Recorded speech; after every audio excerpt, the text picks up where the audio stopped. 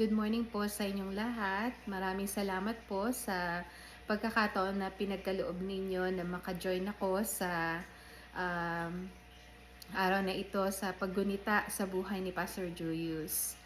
At isa po ako katulad ninyo na sobrang grateful sa buhay ni Pastor Julius, sa dami ng kanyang mga nagawa for the Lord.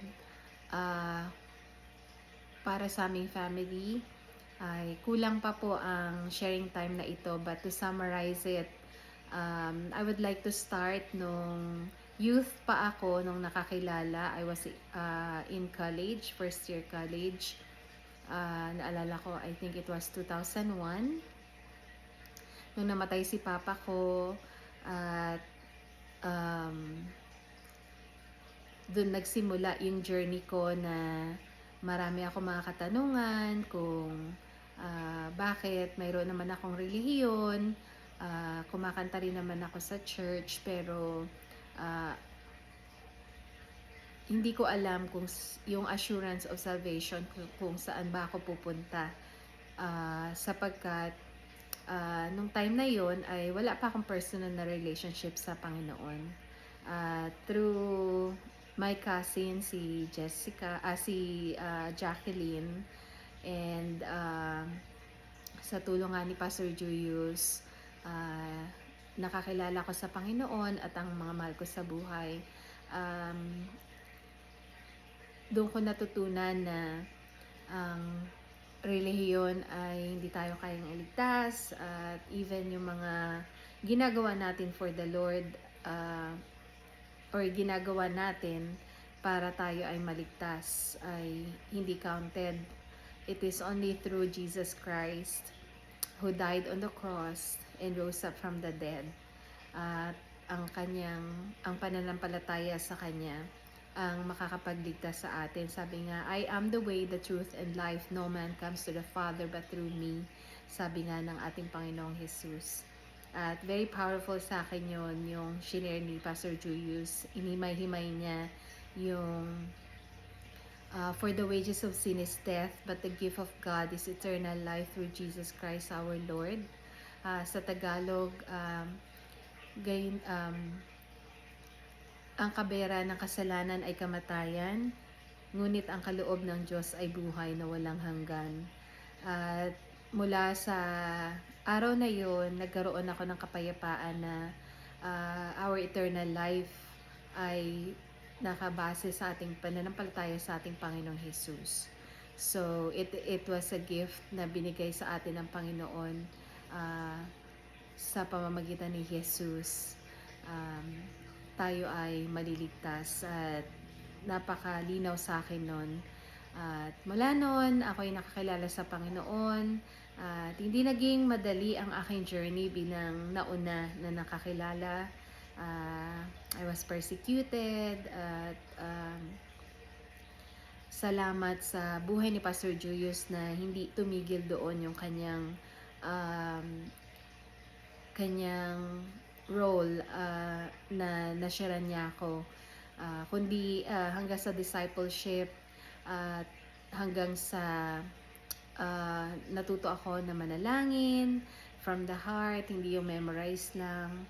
Nagpapasalamat ako it was through him na natuto ako na natutunan ko yung sa giving, na mayroong tithes, may offering, and mayroon ding sacrificial giving. It was also through him, yung isa sa mga assignment ng mga youth noon, na sabi nga niya, hinamon niya na magsabi ng I love you sa family. Those were life-changing sa family namin, kasi during that time, even though we love each other, sometimes we just show our love for each other, pero ang hirap sabihin, di ba po? Pero salamat sa pag-challenge ni Pastor Julius nga po na maging vocal tayo, i-share, sabihin sa ating mga mahal sa buhay how much we love them. At natuto ako mag-soul winning, yung kumakatok pa kami sa door to door para mag-share ng gospel. At very memorable sa akin yon na na-train ako doon at na kung saan kahit saan tayo mapunta, dala-dala natin yon. At yung passion ko ngayon sa pag-share ng gospel, sa pag-lead ng Bible study, at yung mga sacrifices to share the gospel para sa mga tao, lahat ng iyon ay nang dahil sa isang Pastor Julius Manzano na imagine iniwan niya ang kanyang buhay sa Manila at dinala niya ang kanyang family, iniwan ang kanilang comfort zone doon, kasama si Ate Nori, si Jemima, si Aaron. Napakaraming memories um, na hindi ko makakalimutan. Hanggang sa Kisaya ay naandyan na nga sa kanila. So imagine lahat ng yon ng mga sacrifices na ginawa ng kanyang family sa pagpunta sa Zambales para magtayo ng church. Very inspiring sa akin yung buhay niya even to the point na nagbenta siya ng mga ari-arian niya para magsimula ng church, yung lupa, yung bahay. He was a visionary na pastor. Naalala ko yung sa bahay nila Madam Luz, yung picture po ng church na gusto nga niyang i-build. At nung time na yon parang kung titignan mo, napaka-imposible, maliit lang yung church natin, but with God, all things are possible. Sinimulan niya, natuto tayo na mag-sacrifice, yung sacrificial giving. At nakita ko dito yung pagmamahalan sa church na kung saan may nagpapakain, may libreng nagtatrabaho, volunteer, may nagvo-volunteer na mag-construction worker, may nagvo-volunteer na magpakain. And it was all sacrificial giving. Yun yung pinaka-foundation ko as a Christian. Na makita ko yun, very impactful yun sa akin. At marami din ako mga pinagdaanan ng mga time na yon, mga pagsubok sa buhay at pagsubok sa journey ko as a Christian. But Pastor Julius was always there. At nandyan yung mga payo niya, nandyan yung mga pangaral niya, and it was not a smooth transition na makakilala sa Panginoon. I would say na may mga time po na I was also ready to give up, natisod, or ayaw na magpatuloy, discouraged. Yeah, but nagpapasalamat po ako kay Pastor Julius at kay Ate Nori na kung saan ay they never give up on me. Yung mga encouragement niya, talagang he just know exactly what to say. By the grace of God, napakapalad talaga natin na si Pastor Julius yung ginamit niya. At even right now, makikita ko na yung growth, yung passion, yung drive na talaga mag-share ng salita ng Diyos sa mga tao, ay nakita ko yun sa kanya as a mentor. At ayun, nagpapasalamat po ako sa Panginoon sa kanyang buhay. At siguro if there's one thing if there's one thing that Pastor Julius will remind us, is to continue the race. Siguro I'd like to end to comfort each and every one of us na magpatuloy sa journey natin as a Christian, na as he passed on the baton to everyone, let us not give up. Magpatuloy tayo na mag-share ng gospel, magpakasipag tayo sa mga task na pinagkaloob sa atin ng Panginoon, ating mga ministry, maging masigasig tayo sa paghayo at sa disciple sa mga growing pa na kapatiran natin. And yung service na sinabi nga ng Panginoon, love one another, serve, at as I end, also, I would like to sing the song na kinompose ko noong birthday ni Pastor Julius. Back then, I remember I was thinking of what to give him kasi I didn't have enough.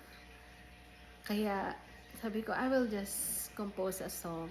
And kaya itong lyrics ng song na ito, ay talagang it's from the bottom of my heart to show him my gratitude. At naalala ko pa rin yung kapatid, salamat talaga, no? Tagus daw sa puso yung song. Ganyan. At ayun, nagpapasalamat din pala ako dahil bagamat hindi ako nakauwi dyan, ay pinahintulutan ng Panginoon na makauwi ako noong December for the first time. Yung pala ay huli na namin na pagkikita ni Pastor Julius yun. I thank God for enabling me na matreat si Pastor Julius sa the farm. Yung mga memories namin doon, ma-honor siya sa pastor. At ang kanyang family. Kaya, ayun, nagpapasalamat talaga ako sa Panginoon dahil nagkaroon kami ng maraming pagkakataon para makapagpasalamat sa Kanya, ipakita ko sa Kanya how much I love Him, how much I was so grateful to Him. Ayun. Hindi ko alam kung paano pa ako makakakanta, but ito po yung lyrics ng kanta. Awiting pasasalamat.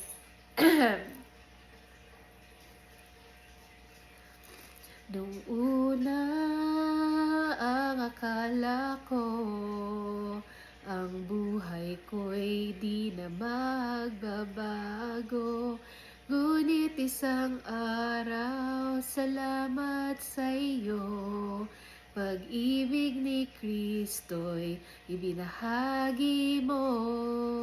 Hirap man at dusay, iyong tiniis, upang ako ay sa Diyos mapalapit.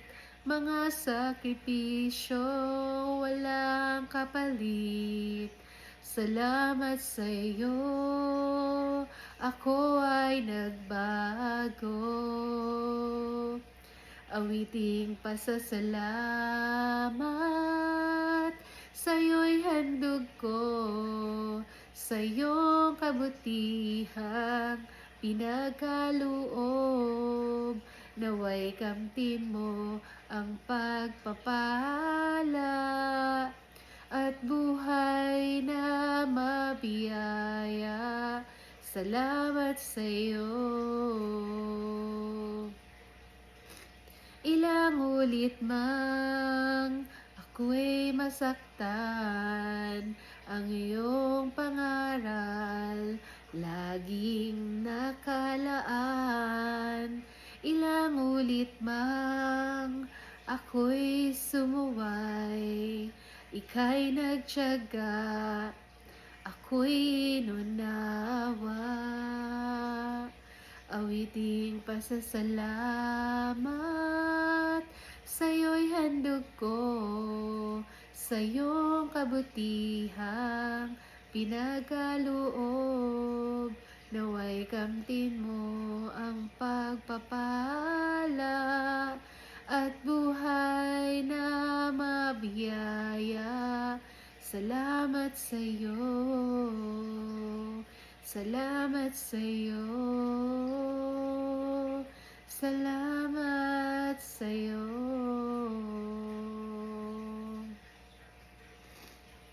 Yan, maraming salamat po at pagpalain po ang bawat isa sa atin hanggang sa muli nating pagkikita. Bye!